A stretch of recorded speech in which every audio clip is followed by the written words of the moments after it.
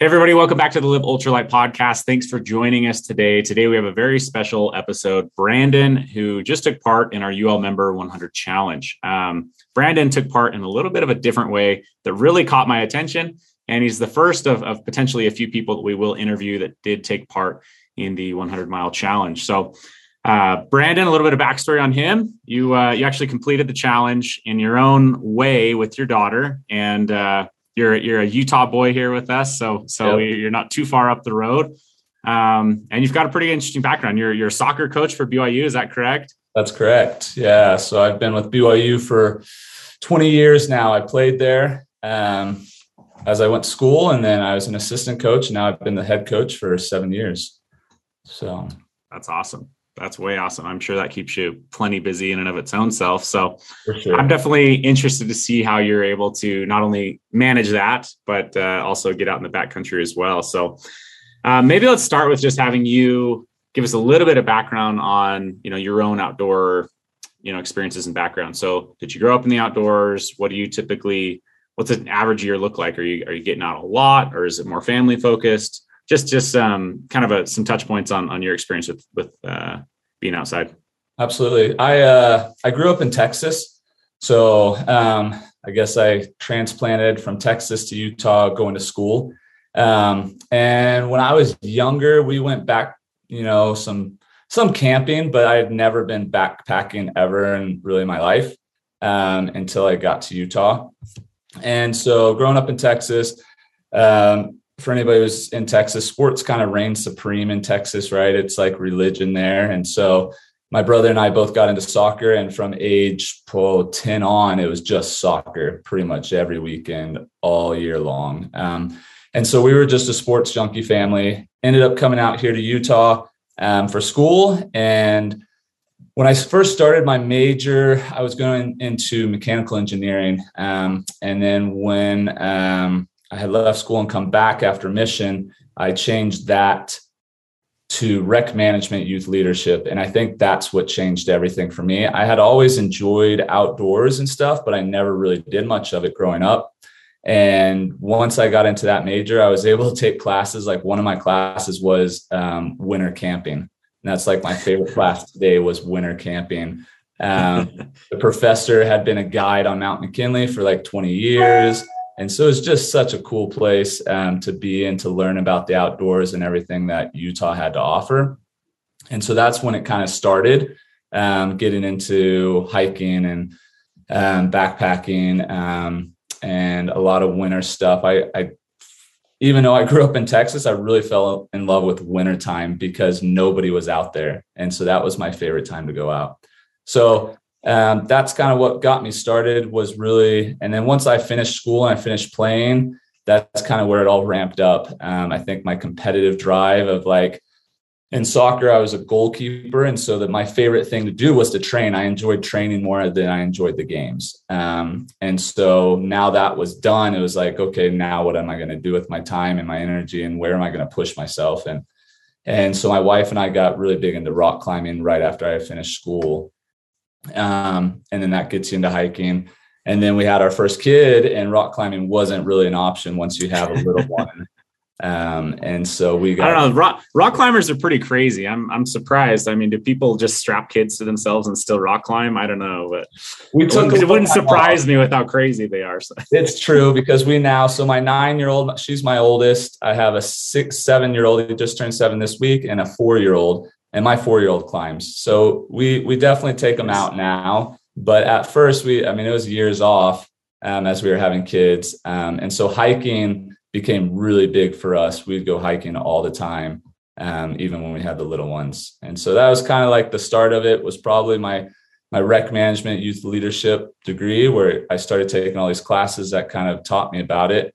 And being here in Utah in the Provo area, you're literally 10 minutes away from just disappearing. So it's a good place to be. Well, I want to back up here for a second. I want to talk a little bit about the winter stuff, but I also feel like I probably skipped just a little bit of your unique story in the sense of you did the 100-mile challenge with your 9-year-old daughter. And the way that Brandon kind of altered this was he decided to hike a total of 100 miles through the course of the basically a 2-month time window here. So he's hiked 100 miles with his 9-year-old, which was really, really incredible.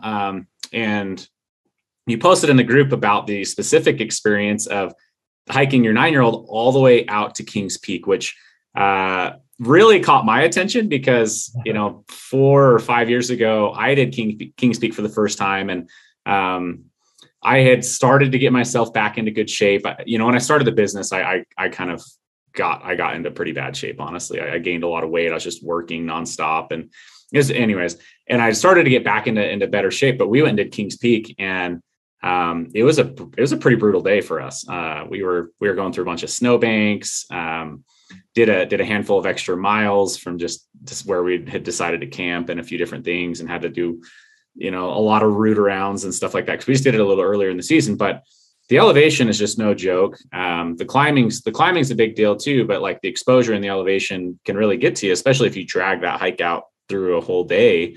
And so to see you take your 9-year-old up there and her just crush it, like you explained, was really, really amazing. And I think it really touched a lot of us in the office that have kids, because we are all very motivated to try to get our kids into the backcountry. We want them to love some of these things. We also see, personally, I say personally, but honestly, all of us in the office, a big part of why we do what we do is we know that we can improve lives through better outdoor experiences. And so,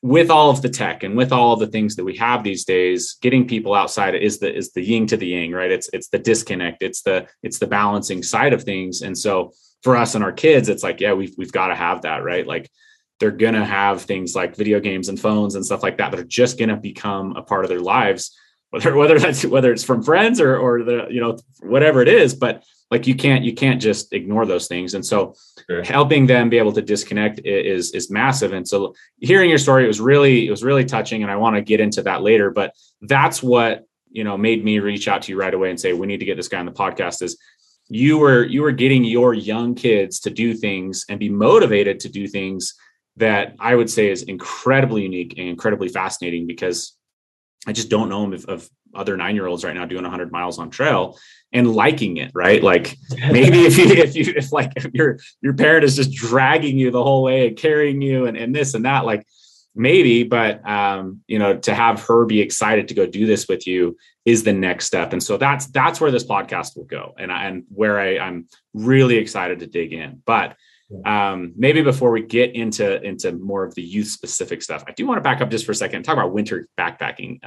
It's summer, so it's a little bit easier to talk about it right now, because you're not actively freezing your butt off or anything like that. But I've also really fallen in love with winter camping and backpacking. But I'd love to hear what you specifically like about that and what you were drawn to, because coming from Texas and not being maybe an avid backpacker, that's quite surprising. That's a jump. Typically, it's you're backpacking a ton in the summer, and then you start backpacking a ton into all the shoulder seasons. And then it's like, well, I just want a year-round backpack. So then you get into winter backpacking. So to me, it almost feels like you skipped a step. So I'd love to hear, like, you obviously had this class that took you out there, but what was it that pulled you to continue to do that? I don't know. I really don't like crowds, and things get crowded during the peak seasons. And I realized every time I went out during the winter, I was almost always alone, right? Like, it was just a solace. And it's so quiet. Like, it is so quiet during the wintertime when you go out there. There's a joy like during the springtime when you have all the sounds in nature, but there's also like this really peaceful aspect of when you're out there during the winter, like there's no sounds other than what you personally make. And it's really just a calming, peaceful time where we all have such busy lives, right? I have 3 kids, they're constantly wanting your attention, and you go outside for an hour, 2 hours in winter, and it's like everything just calms completely. The other thing is, I think that class was a massive bonus for me. The reason most people think about winter is not a good time is because immediately they think about being cold. So I can honestly say, and I've done a lot of temperatures, I've never had a cold night's sleep ever. So yeah, I can say year that round, never ever. Never had a cold night's sleep ever. Wow. And your feet can get like a little bit cold, but like where you're cold in your sleeping bag and you can't sleep. I've just never had it. And I attribute it to that class. Like he made sure to go through point after point of, all right, here's the tricks and the trades of staying warm. Here's the gear that you need. You need to understand what you're doing when you're out there, because it's not fun if you're cold. I'm not like Mr. Tough Guy who wants to go out there and just endure pain. Like that does not sound fun to me at all. I want to go out and have a good time, and that means staying warm. And if you understand how to stay warm, then it's really just a joy to be out there at that time of year. Yeah, that makes a ton of sense. I mean, if you have the ability to stay warm in the winter, then everything else you've got the skill set, right? So train for the hardest part of the year, and then everything else will be much easier. So that's an interesting approach. I mean, it makes a ton of sense. So, and it kind of, I don't know, every time my backyard sits up to Mount Timpanogos, basically. So I just walk my backyard and I look straight up at Mount Timp. And so that was another thing with wintertime. I've always looked at that mountain like, I want to be at the top of that during the winter. Like everybody hikes it during the year. And I was like, always like thinking, well, so the wintertime, I don't know, it just intrigues me always when I see mountains with snow. I'm like, yeah, I want to go out there. Yeah. Do you snowshoe? Do you ski? Do you downhill ski? So snowshoeing, yes. Do a bit of mountaineering. I got into that about 2 years ago with a friend. So the whole crampons, ice axe, Mount Temp is pretty on the west side, is a pretty intense climb, doing it during the winter. So got into that. The family skis and snowboards. I would like one day maybe to get into some backcountry, but all that stuff gets really expensive. So haven't touched any of it yet. Yeah. So when you're mainly going out, you're using snowshoes. Yeah. Gotcha. Now it sounds super interesting. You mentioned in passing that you're a bit competitive, and I would say most collegiate athletes are. So how does that play into this? Do you get competitive in the sense of like, yeah, I want to go and do like really hard things like Timpanogos, or is it more, or like, do you trail run and do anything like that? I think the kids have dialed down the competitiveness where it's not like as much of a competition as it's just being a better person. So yeah, when I was in college, it was more about like, what do I have to do to win? Right. That was the competition. And when I coach, obviously it's still about, you have to progress to win. But in the outdoors, I've kind of come to the sense of like, how do I just progress? Right. How do I take the skill I have and not allow it to go away, but maybe increase it a little bit? And so the kids have dialed that down a lot, where my progression is based on their progression. So that's why Kings Peak, it was a little bit of selfishness on me. I want to go do something a little bit bigger. So it's like, okay, I don't want to go do it by myself. How can I take one of my kids with me? And so in the back of my mind, like always thinking, all right, so if they progress, then I get to do bigger things as well with them, which is a win-win. Right. Okay. Well, I think that's a great lead way into just how in the world you're getting your kids to do this stuff. Right. So I personally make it a big point to take my kid on at least one dedicated trip a year where it's just him and me. And he's 5. So he's a little bit younger than your 9-year-old, but still, like when I've gone, I've done, a mile backpack into a lake, and I've done some things around there. And this year we did about 2 miles, but it was a climb like the whole way up, and it was interesting because I thought for sure he'd be able to do the 2 miles this year, easy. It was gradual. It was uphill, but it was very gradual, and it wasn't too intense, I guess. And he was bigger than the year previous, where we went to was like a mile almost straight up. Like it was pretty steep. And so we got out there, and he just like wasn't into the hiking part of it that day. You know what I mean? Like he was just kind of showed up, and it was just like, I feel like we were like 5 or 10 minutes in, and he's like, let's stop. Let's do that. And I was like, if we start stopping right now, like we're never going to get there. And, and pretty soon I'm carrying him at times and putting him down at times, and so on and so forth. And it caught me off guard a little bit, because I thought like the year before he was so like, he just showed up to the trailhead like, I'm going to hike, I'm going to do this, and I don't put any weight on him. He carries one of the things that I do to make it more fun for him is I give him a backpack, and the only thing in it is whatever candy he chose at the grocery store to bring. So he's just got a backpack full of high chews typically. Yeah. And so he's always stopping for breaks, but the first year, it just seemed like he showed up dedicated, and he dang near finished the full mile with like 1,000 feet of elevation climb by himself. I carried him like 200 yards, like the last 200 yards. And I was really impressed with it. So this year I'm like, oh, this is less elevation, but it's farther. He's going to crush it. And he just kind of mentally showed up like, let's take breaks. Let's look at rocks. I don't know. This seems far, are we there yet? And so, that's kind of been on my mind. And it sounds like with your approach, it's a little more like you're almost like training with them, and you're like building it into them. And it's a little bit more maybe line upon line instead of, one off trip here or one off trip there. So maybe just start with some of the background of where you've started your kids and then how that's progressed. So here's the phrase that I've had people ask us, because we're on the trails and I got 3 kids and, a 4-year-old and my 6-year-old son, who's now 7. And people are like, wait a minute, what are you guys doing? And this is the phrase that I always tell everybody. I call it sweat equity, right? You started a business, you know what sweat equity is, where you put a whole lot of effort into something you see 0 results from, right?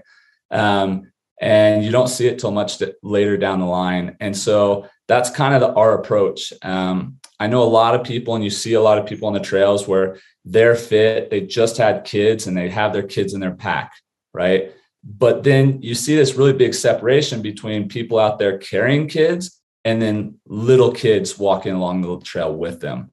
And I think that's the hardest part as an adult, is because a lot of times for us, we're going out there a bit for exercise. We want to like kind of accomplish some type of a goal. And okay, my reason we're going hiking is we're going to go 2 miles today, right? We put like a number on it. Typically that's what I do. And with kids, it's not like that, not until later on, at least. For kids, it's like, okay, why are we going out there? What can I see? What can I touch? What can I jump in? Right? Is there water available? So it's been a lot of years of that aspect of, okay, let's go out on a Sunday and just, if we end up going a 1/4 mile and that's it, great, right? The kids stopped every 5 seconds to take a drink, great, whatever. So now that the kids have gone through that, now I'm kind of starting to see like, okay, they can go really long distances and find joy. And one of the things I started doing with my daughter, I think this was our key between her and I think every kid's going to be different. But when I noticed that she started being able to do more miles, I was like, all right, well, why don't we go out daddy-daughter dates and as hiking? And the thing that she wanted most was story time. So when we're on the trail, about probably 75% of the time, we're telling stories. So the way we do it is one person says, all right, here's your character and here's your location. Now make a story up. And then somebody will tell a story about that, and then you'll switch it. So we really got in. I remember it was, I think, 2 years ago. So she was probably around 7. And this was the longest hike she had done to date. This was during COVID. It was an 8-mile, just kind of out and back. And literally the entire time we told stories, and she didn't complain. She didn't slow down. She actually, I had trouble sometimes keeping up with her because her mind was fixated on all the stories and she just kept going. And I was like, okay, there's something big to where her focus is. Because I think for all of us, if we just, especially young kids, if they just focus on hiking, they're going to get super bored and they're going to start realize, well, this is kind of hard. And why am I doing this? So there's obviously the nature aspect to get out, the exercise aspect, but I think there's also with kids, there's a big connection aspect. Are you out there connecting with them? And a lot of times at the younger age, it becomes like a battle with them rather than a connection. All right, come on, we're never going to make it. I know how many times I've said down the trail, we got to speed up. We're not going to make it. Let's get going. We can't rest again. We just rested 5 minutes ago. It took me a long time to get out of that mindset and just be like, all right, you need a break. Let's take a break. grab some water. Yeah, I think that's so true. Because I think, like, I look at my boy and he's super capable. I mean, he can run all day long in the backyard, and he can ride his bike all day long, and he can play all, you know what I mean? Like he seems to be very capable for what I've taken him on. But it's the mental focus side that 100% is what distracts him, right? It's like what he's fixating on, or boredom, you know. So typically the way that I was attempting to do this was, I would say, you know, he lakes are fun for kids, right? Like, cause they can throw rocks, they can play in the mud, they can do, you know, they can catch fish, you know, and he enjoys fishing. And so I've tried to center all of these hikes on getting to a lake, right? And so, like, that's the end goal. That's the end destination. Let's get there. Let's play. Let's try to catch fish. Let's, I don't know, find bugs, whatever it is. And that's been helpful. But I think even for that, sometimes the cycle is too long. If it's going to take you 2 hours to get there, that's a long time for a kid. You know, it's like taking a 2-hour drive to get to grandma's or something like that. They're the whole time they're bugging you there, you know, and that's them not having to exert themselves at all. That's just them sitting. Yeah.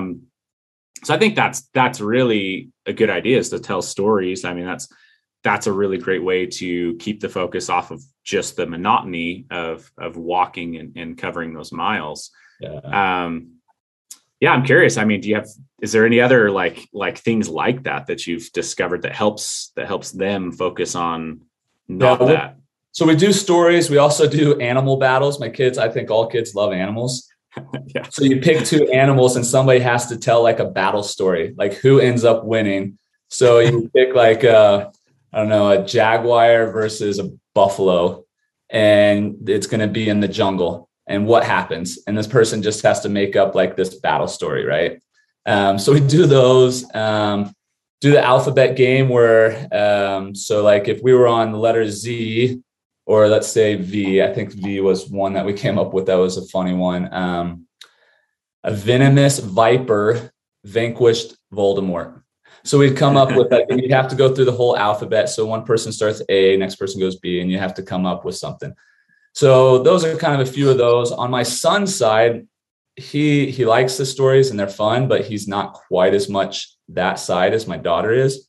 Mm-hmm.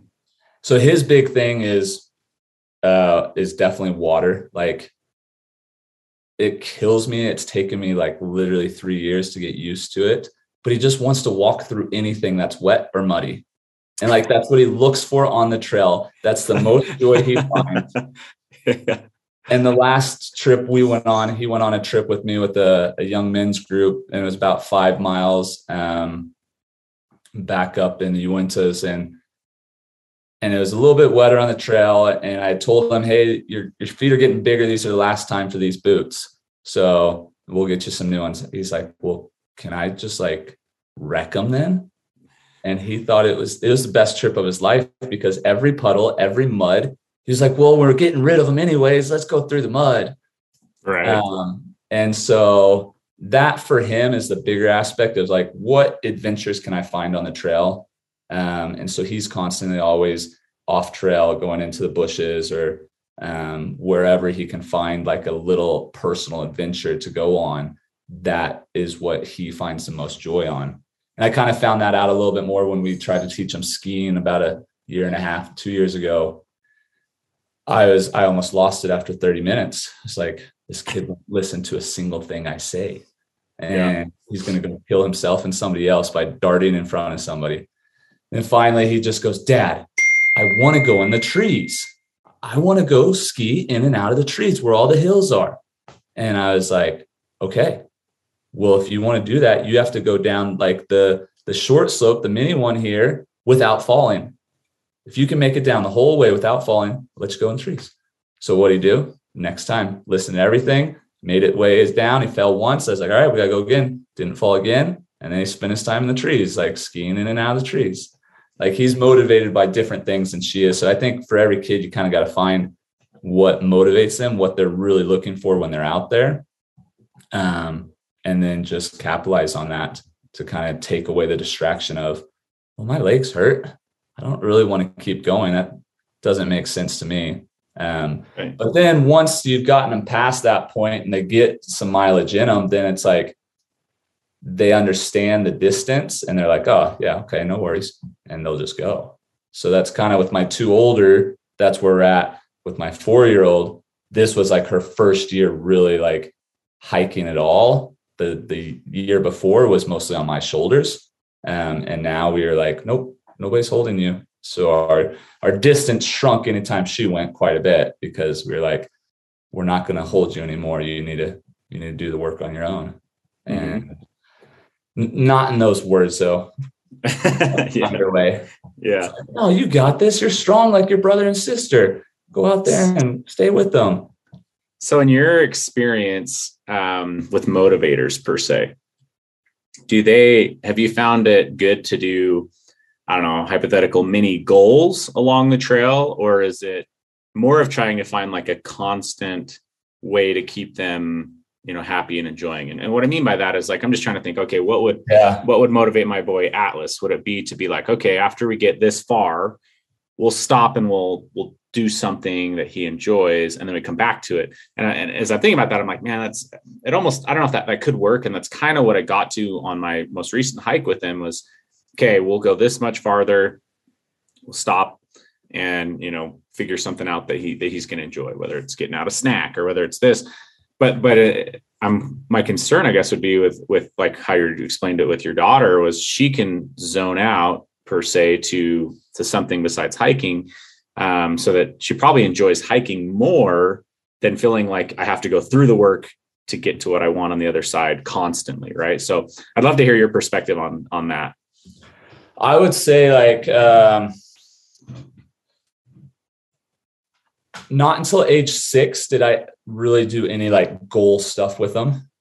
So everything before age 6 was just getting out, and whatever happened. When we're on the trail with the younger ones, definitely snacks are like one of the bigger ones, like below age 6, like, hey, you grab your snacks. All right, 5 more minutes and we're stopping for your snack. Okay, I can do 5 more minutes. Right. Or so snacks is one that we've used a lot. And a lot of the trails we use will be somewhere near water, whether it's a waterfall or a stream. And so they're like, oh, I'm getting tired. And we're like, oh, 5 or 10 more minutes. And let's stop and just play in the water. And so those 2 have been probably the biggest motivators as like below age 6, where they're just like, they're out there for something more than just to be out there hiking. Now that I've watched the 2 older past age 6, there's also those moments. We don't get away from those. We still incorporate those, but then it's also, well, do you want to do something bigger this year? And so like my son, who's just turned 7 this week, so he did Temp, which is 14 miles round trip this year. So at 6 years old, he did Temp, and that was what he wanted to do as a goal. And because his sister did it the year before, he saw her. And so we're like, and that's huge, right? I mean, Temp, I don't know the elevation profile on it, but it's a lot, right? I mean, it's Temp's like no joke. Yeah. Yeah. Like I feel like I've heard of college age and older kids complaining up and down about the difficulty of Temp, Yeah. for them, like maybe not like avid hikers, but they're old enough that they should, and fit enough, they should be able to do it. And they're still like, oh my gosh, that was one of the hardest. It's yeah. I mean, basically if you took, because you've done Kings Peak, if you took off the flat 7 miles at the beginning of Kings Peak, the rest, that's pretty similar to Temp. Rather than big boulders, you have kind of like smaller rocks at the last mile for Temp. That's the difference. But the elevation gain and like the steepness is in the same realm. So, and he's my confident one. And so, we're asking, dude, is that hard? It's like, nope, that was easy. Like that's his goal in life, is to just tell everybody everything's easy. But now his goal for next year is he wants to go do Kings Peak with his sister. So she went and did it, and they've become best friends too, which is a lot of fun. So they share a lot of things together. And so, half the time on the trail is like my daughter, her name's Tinsley, and she was like, oh, I miss Micah. I wish Micah was with us. And so, yeah. So hopefully we'll see if it happens, but that would be the goal next year, is get both of them up there. And that would be huge. My wife's going to have to come on that one if I'm taking both of them, though. I was going to say, you're outnumbered at that point. And if things go wrong, what do you do, man? You just take one under each arm and start barreling down the mountain or something. I don't know. So those are kind of some of the stuff I use. I mean, I think below age 6, it's just really getting them out there comfortable on a regular basis, and then find the things that motivate them between snacks or water or whatever it is. And then once they find a joy in just being out there and they realize like, yeah, I get tired, but I can keep going. I think that's a component that kids don't learn real early is as soon as they think my legs hurt, they think, well, I need to stop. Right. Yeah. Whereas once you get out there often enough and you get them pushing through those moments, they're like, oh, well, it never got worse. Like they start to realize I can keep going and it doesn't get worse. Once they get past that, then that's kind of when you can kind of start to push things with them. Well, and you isolated that to just kids, but I would broaden that because I've kind of developed this thought process the last maybe 2 years of just developing a relationship with miles. And what I mean by that is I think it's really easy, and especially for me earlier on, because I'm very goal oriented as well.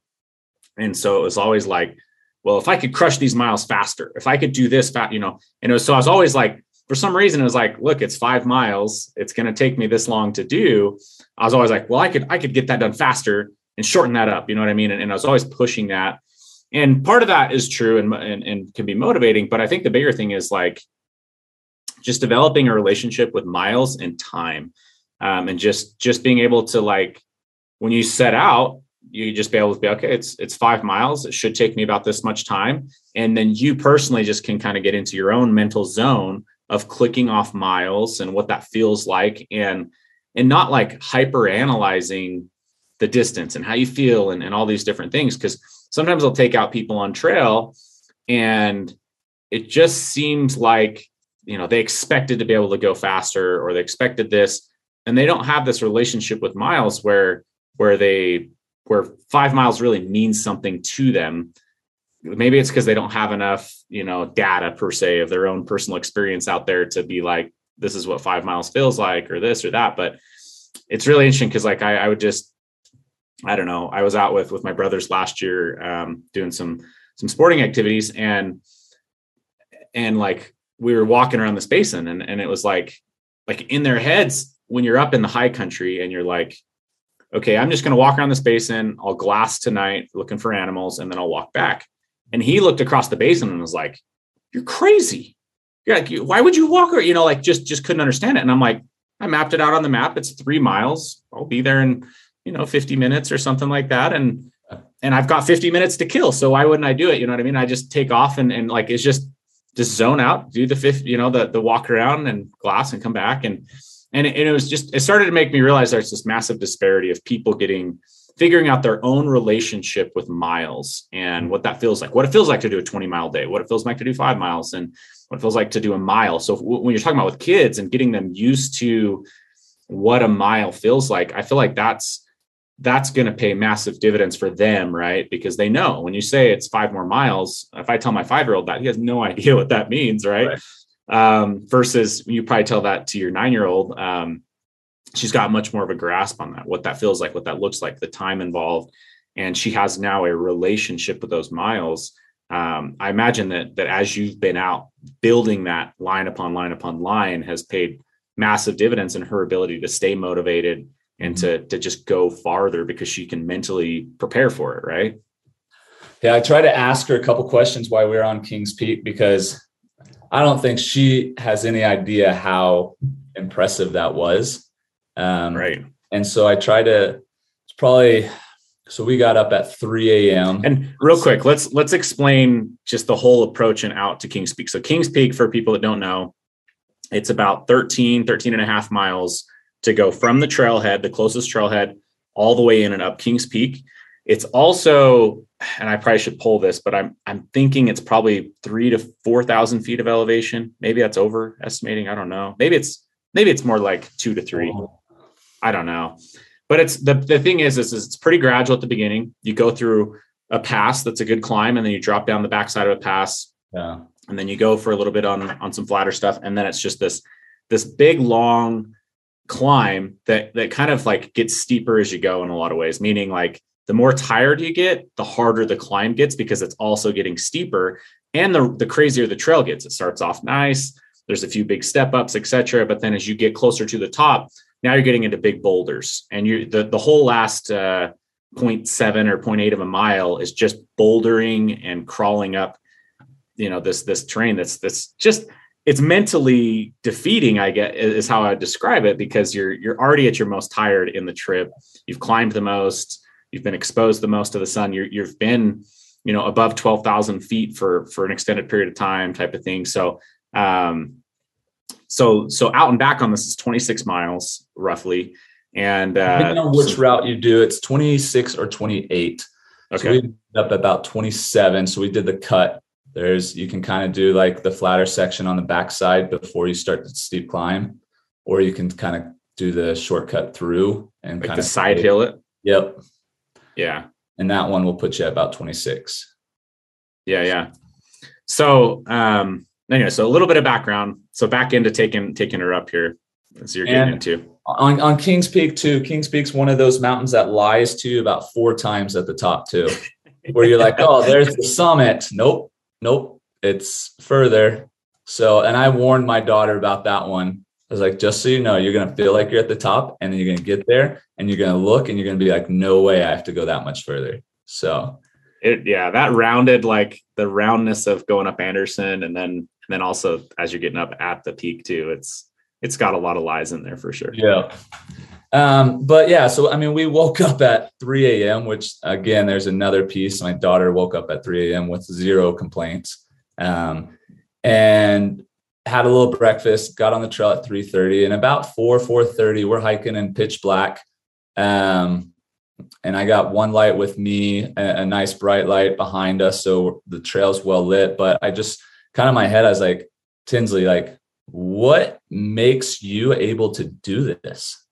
Like, have you thought about that? Like, I'm trying to ask her, trying to put it in terminology that makes sense to her. But I was like, she's like, what do you mean, Dad? I'm like, you're up at 4:30 in the morning, pitch black on the side of a mountain, going up super steep section here.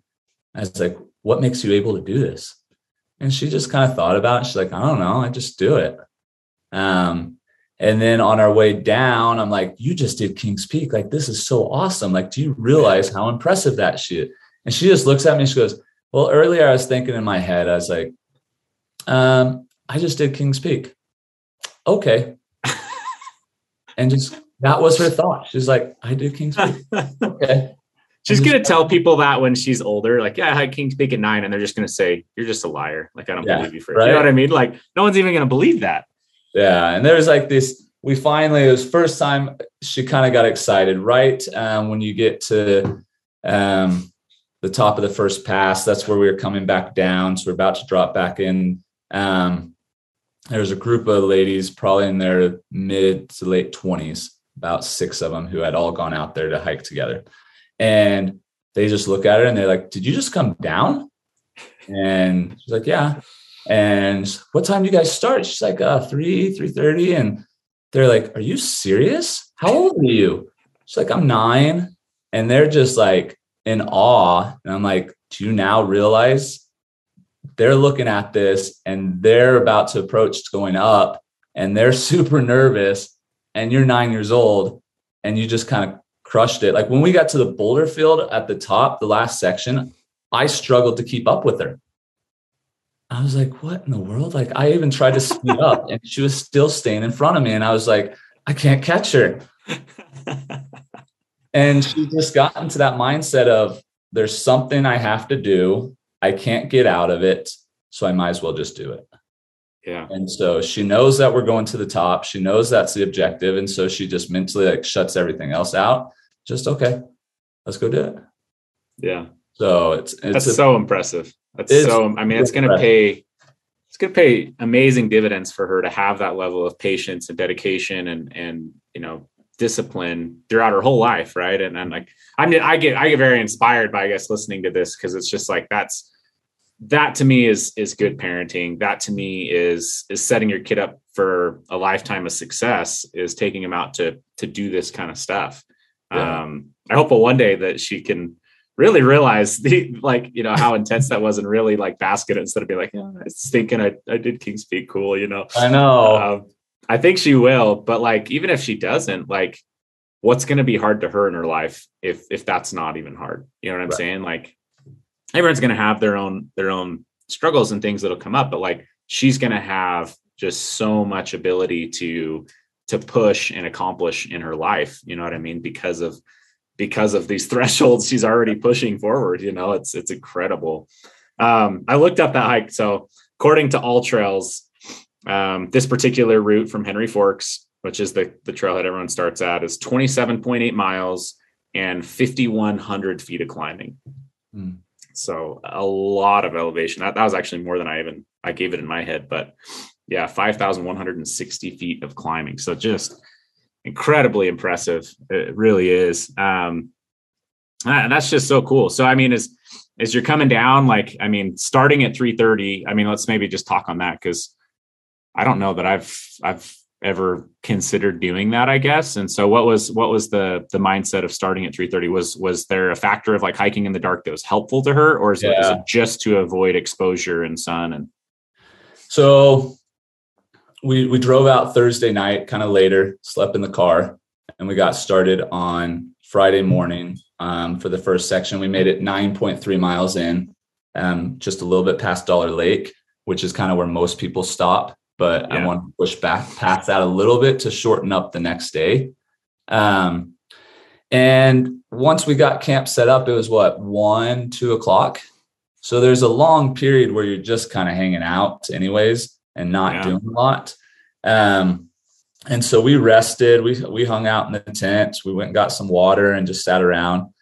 We did come up with a new game in the tent that got pretty competitive and intense, which was a lot of fun. So on our tent, a little dome-shaped 2-person on each side. It has like little gear pockets up at the top, little mesh ones. And we had oatmeal packs. So we played oatmeal toss, like beanbag toss. Yeah. Toss it and slide it into them.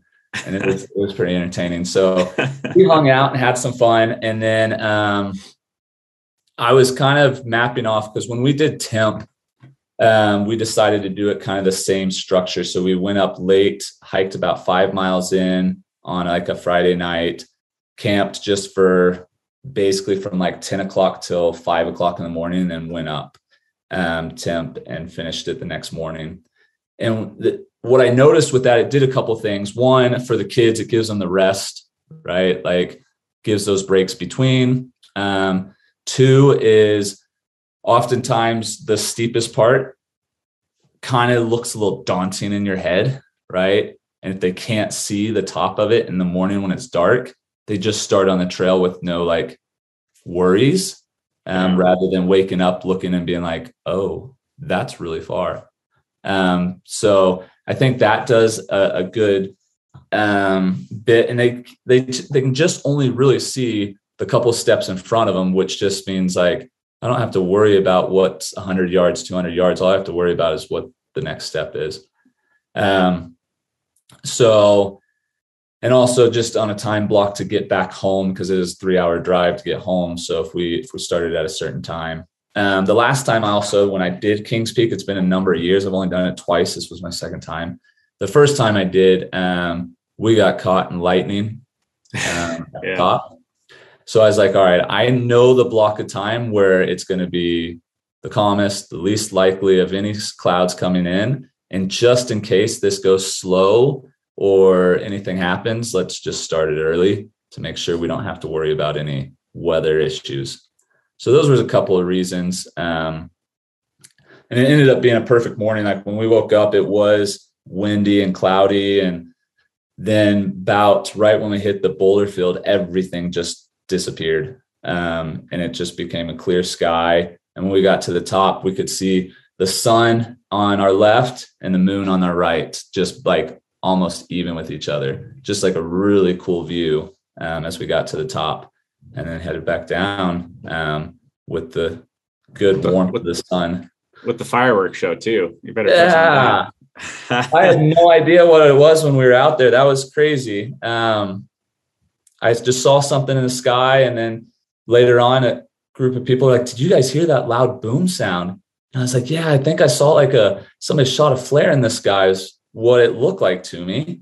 Right. And then 2 days later, I'm reading in the news like a meteor hit Utah, northern Utah. And I'm like, "Are you kidding?" So yeah, apparently so crazy. That's so crazy. Yeah. What are the chances, right?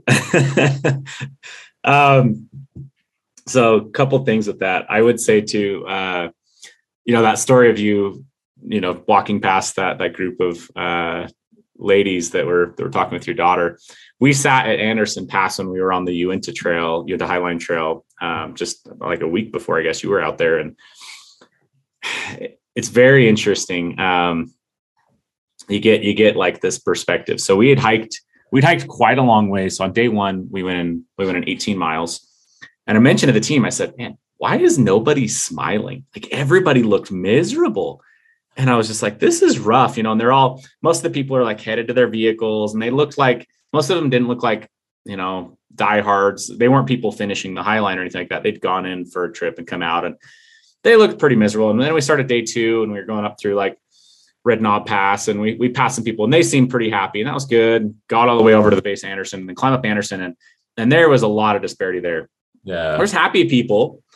But even the happy people, like they just looked exhausted, right? But then you see a lot of people that, their eyes are just about this big, and they realize what they've got themselves into. You know what I mean? Like it would be interesting to just sit at Anderson and see, because there's almost no one out on the Uinta Highline Trail.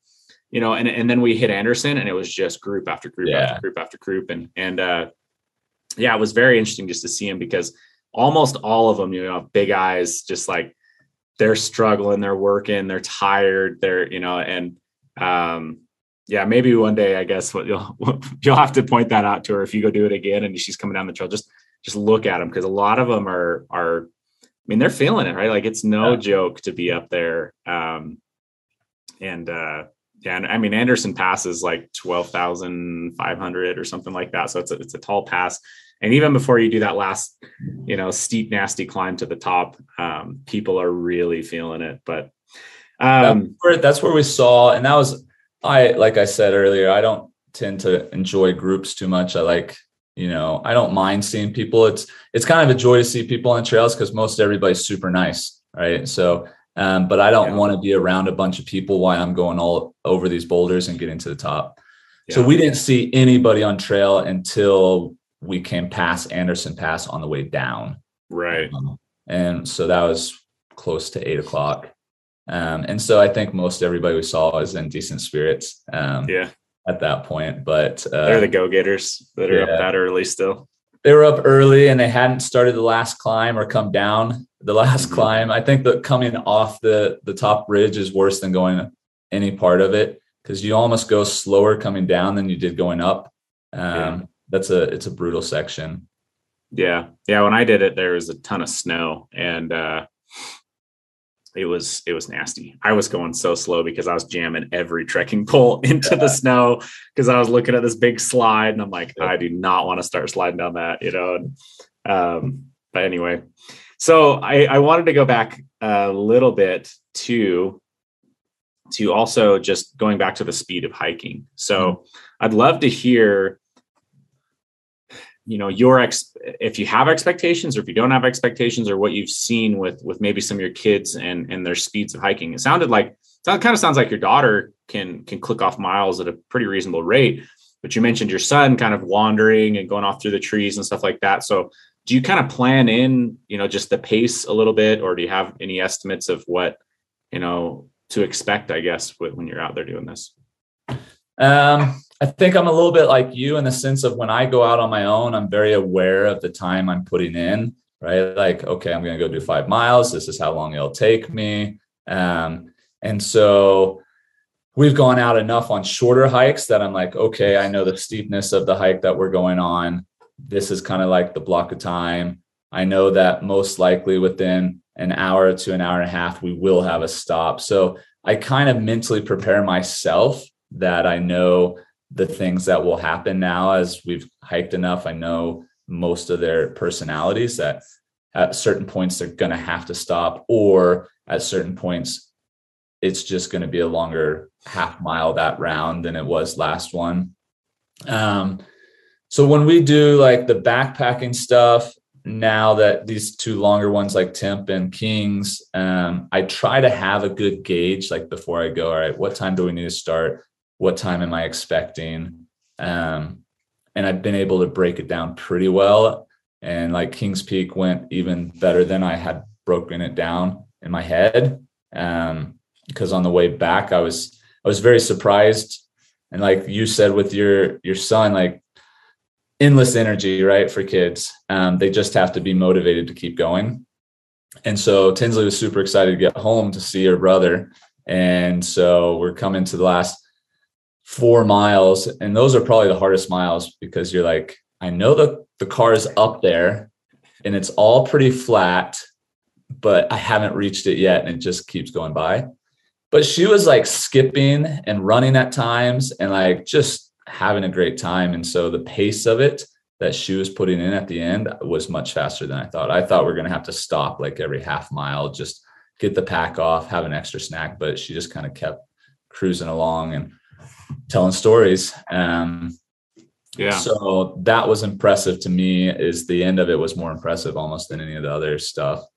But with my littlest one, over the next year is going to take quite a lot of work and patience from all of us. And so everything's going to go really slow just to get her comfortable being out there and stretching her legs and doing more than, what she thinks she can. So the next year will be a fun one with her, as she's 4 and she's trying to catch up to her brother and sister and see what she's capable of. And so we'll have to adjust according for her. But the other two are to the point where they kind of know expectations too. When we leave, like, here's the hike we're going to go do. They know the distance. They know what the purpose, kind of, all right, there's a waterfall or there's a lake. And then we just adjust according to, weather, with what do we have to eat, drink type stuff. Right. Yeah. I think that's kind of interesting. And it sounds like it's just, the answer is massive variation. and really that the answer is working the patient muscle of being the dad, right? Of like being patient for whatever you're getting out of that scenario and whatnot. So that makes sense. That's the key, is like, because I want to go, like, my personality is like, all right, what type of trip could I plan next year? If I just plan one for myself and I could go as long as I wanted, right? I think we all dream of doing those types of trips with our kids when they get older. Yeah. The question becomes like, there's so much like mental fortitude in that process that if you don't train it throughout the years, you're not going to be able to do it when they get older, because they're not going to want to. Yeah.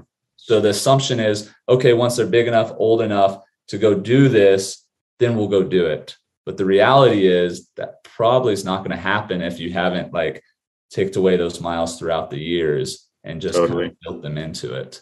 And so stepping back with the dad patience and just being like, all right, it'd be really cool to go do 10 miles today, but I'm probably going to go do 1.5 miles and I'll take the kids with me. Right? Yeah. Like, that's the hard part. Yeah.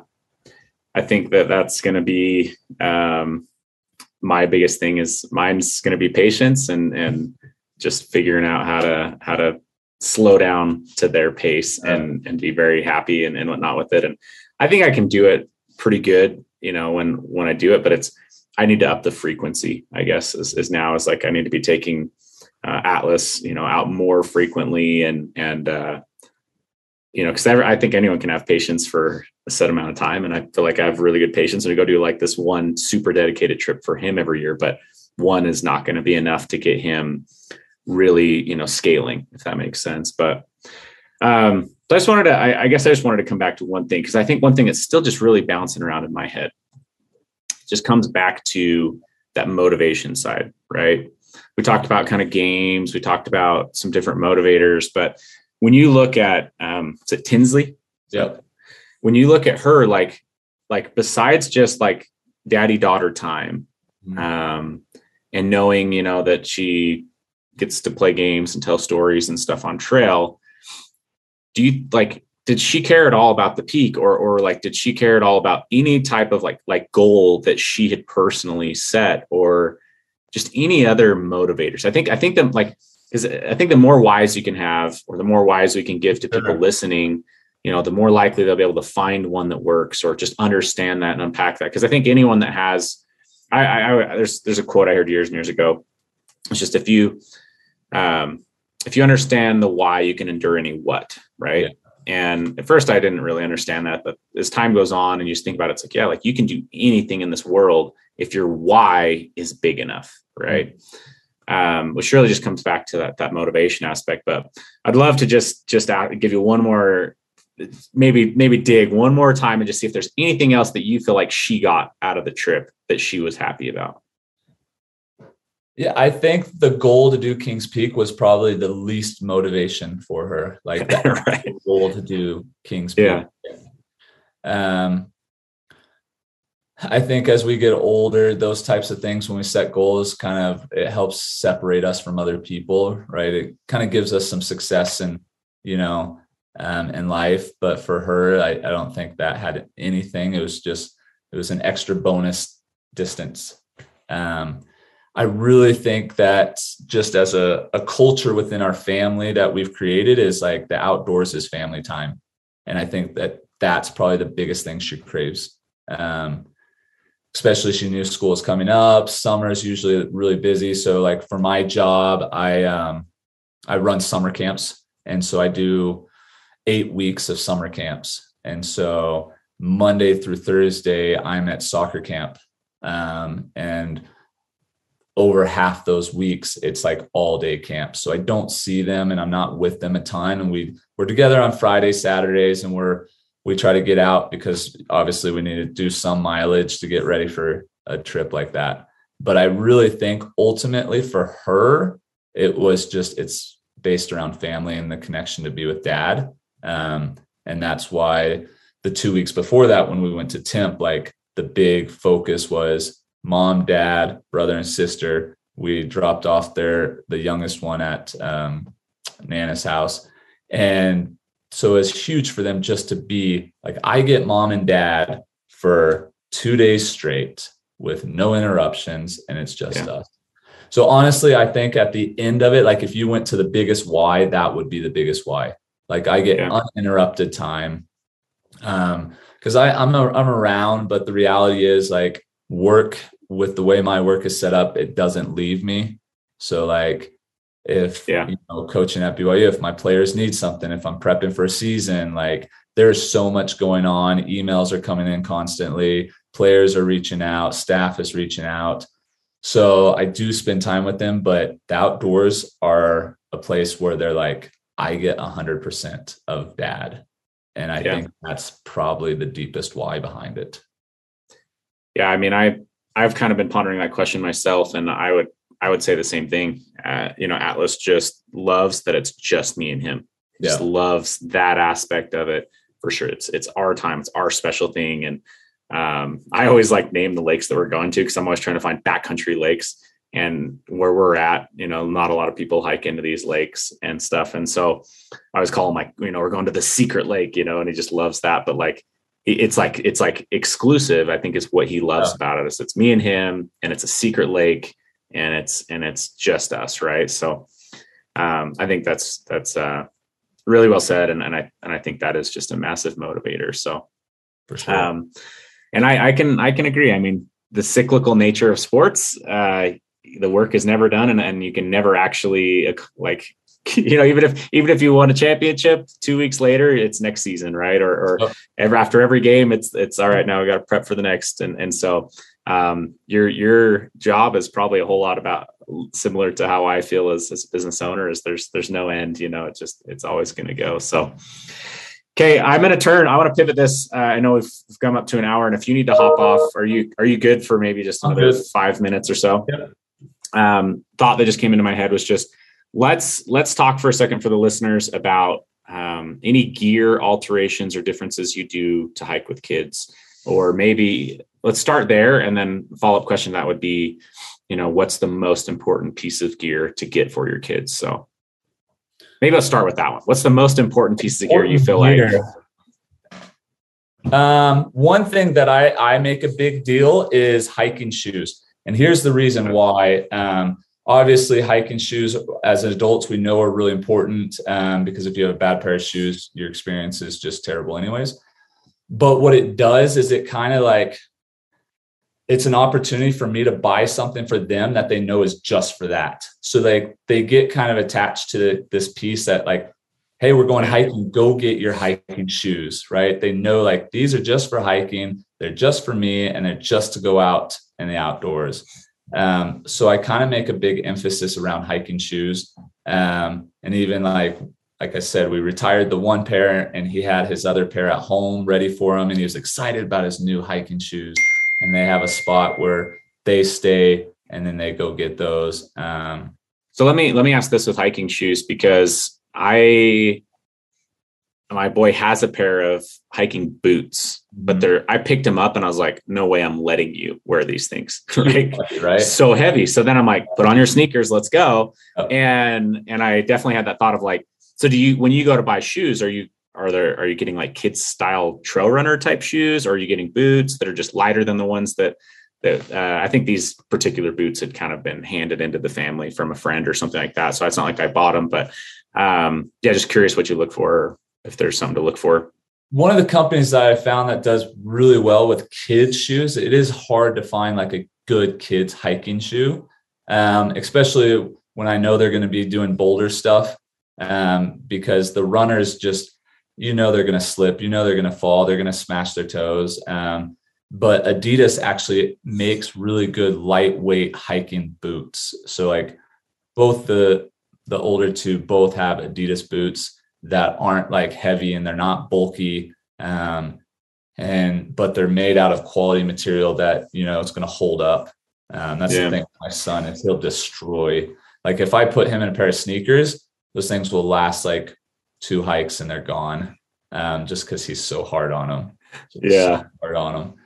So that's kind of what I look for right now. I was kind of looking at more trail type ones that are trail runners. And I don't think I'll go there with the kids yet. I like the boots, just it gives them more stability. It gives them more protection on their toes and stuff like that if we're doing, these bigger hikes. Awesome. Any other gear that stands out to you? So I've been a diehard on the quilt family for a long time. And that's massive for kids because they move around so much when they sleep, but it also is massive because it compresses so much smaller that they'll carry most all their gear. So if they're carrying a sleeping bag, a lot of sleeping bags will take up their whole backpack, right? Like literally that's the only thing they carry because, and so the quilts they pack so small that we've always done quilts. So that's what we took. We took y'all's quilt with us. That's one we took on the Kings Peak trip.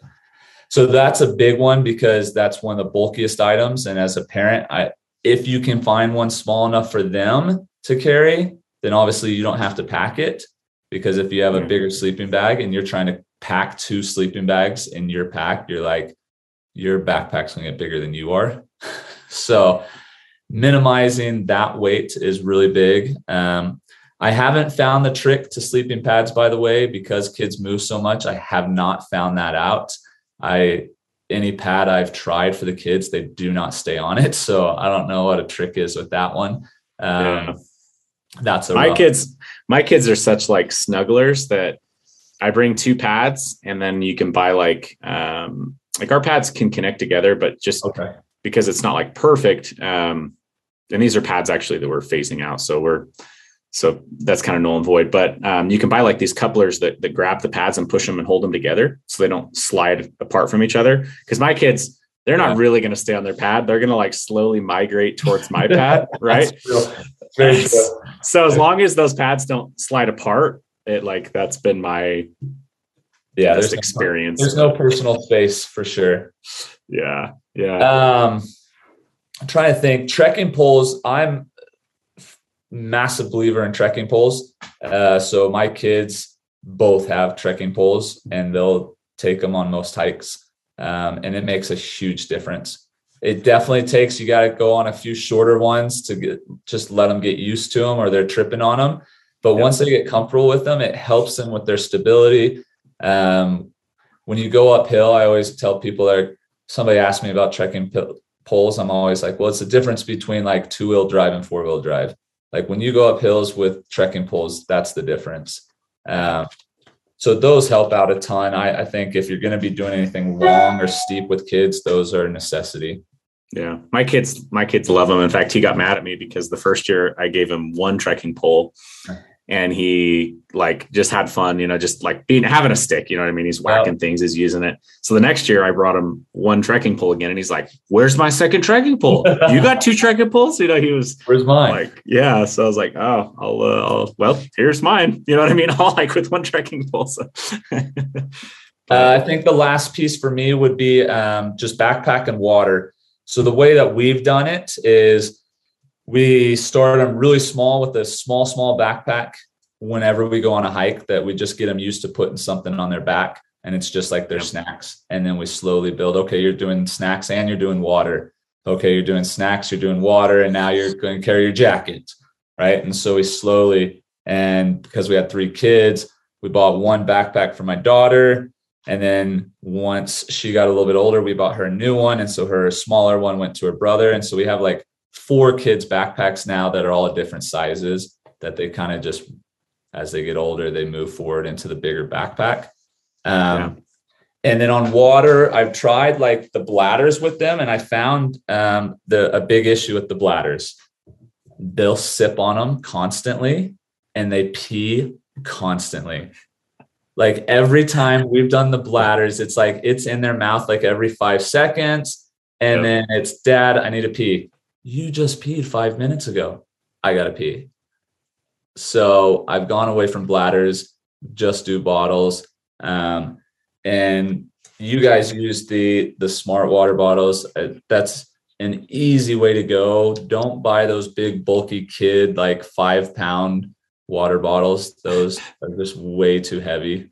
And they hold nothing in them. So I don't think I could put my kid, give him a water bladder, because he would be the same way. He'd be playing with it constantly. And I think half of it, he'd just like put in his mouth and spit on the ground, or, you know what I mean? Like it would just go away. But so talking about like weighting up your kids, because I still haven't done it yet, but I need to record just a solo podcast talking about that trip I did with Atlas. And it was kind of interesting because last minute I decided to invite my dad to come as well. And he's like, I think this is his second backpacking trip he's ever done in his life.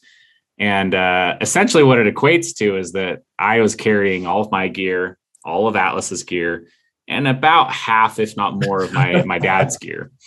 And, so in that sense, like having really lightweight gear was critical, because I just couldn't have done it, otherwise.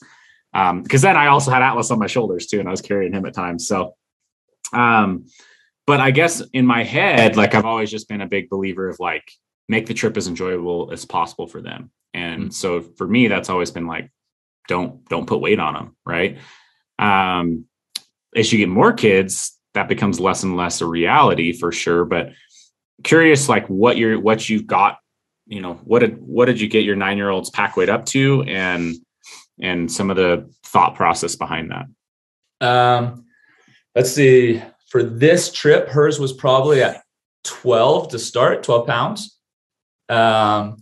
And about 5 miles in, I took the water weight off of it. So I took her water bottles. So that probably dropped it to 9.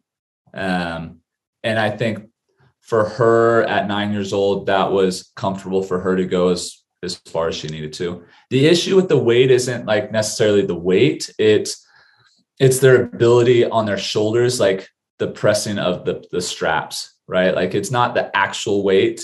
It's that constant. They're just not used to carrying stuff on their shoulders, right? I mean, they're young kids. That's an area of their body that's not super developed.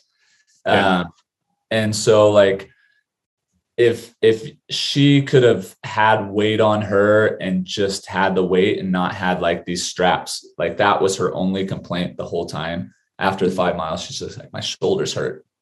And so it wasn't like on her legs, like the weight wasn't an issue on her legs. It's just carrying a backpack with weight takes a long time to get used to on the shoulders. Right. So that's where she was at. I kind of found out with my son, I think, we went on one that he had about 10 pounds. And I think he comfortably, he could go probably 6 or 7 pounds. For him, that's kind of where he was at. So again, I think I took a sleeping bag and something else out of his, and threw it in my backpack. But I tried to find the space where, like you said, like it's enjoyable, but you're still asking them to do a bit more than what they want to. And you just got to find that balance between the two, because you don't want to be a dad carrying a 60-pound pack, like, because then it's going to crush you, and it takes away an opportunity for them to get stronger too. But then you also don't want to give something that they're not prepared for, that takes away the joy for them. So there's definitely a balance in that. Yeah, I think that's a good way to put it, for sure. I think I'll, over the next couple of years, start adding the weight onto them and some of that as well. So, well, I think this has all been super, super valuable information. I've really enjoyed this. I know it's motivated me to figure out the next time I'm taking Atlas out and pretty soon my daughter, she's 3, and she didn't love getting left home this last time. So, I'll have to start balancing some of that as well. But it definitely was motivating to me, I think, to listen to this and hear this. I hope it was motivating to our listeners.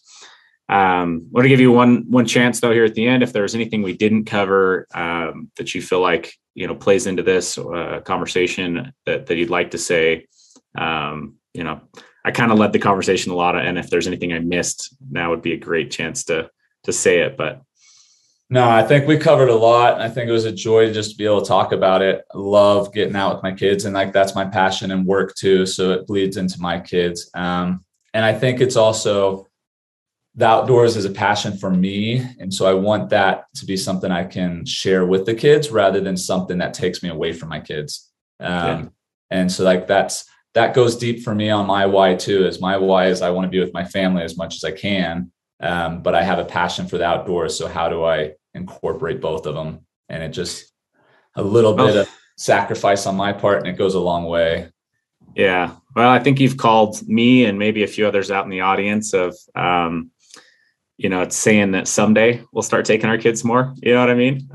So I'm going to have to work on that a little bit and figure out how to balance that better, I think, in my life. Cause I'll be honest, 100% honest right here. I'm headed out tonight to do a quick overnight trip. And where I need to get to, because I'm actually going out, to scout and look for some deer for a tag my wife has, coming up. And so I got to climb a lot of elevation. I got to get in there. I got to get in there quick and get back out. And, I'm just looking at that and I'm just thinking, and I told my son this morning, yeah, I can't wait till you're a little bit bigger and you can come on these with me. You know what I mean? And I think I need to continue to adjust, even my own expectations. So this was really good. So again, really appreciate you coming on. I really appreciate you being a part of the Live Ultralight Member 100 Challenge. I think that was super special. You did do it a little bit different, where your goal was to do 100 miles over the course of the summer with your daughter, which I think was so awesome. It definitely got us thinking about how we could alter this program.